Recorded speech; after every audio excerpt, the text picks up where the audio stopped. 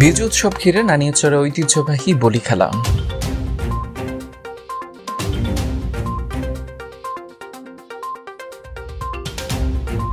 Symbol of Rangamati খ্যাত ঝুলন্ত সেতুর খুব কাছেই স্বল্প খরচে থাকার সুব্যবস্থা, হোটেল ZY রেসিডেন্সিয়াল। পার্বত্য চট্টগ্রামের চাকমা সম্প্রদায়ের বর্ষবরণ উৎসব বিজু ঘিরে নানিয়াচরে ঐতিহ্যবাহী বলি খেলা অনুষ্ঠিত হয়েছে।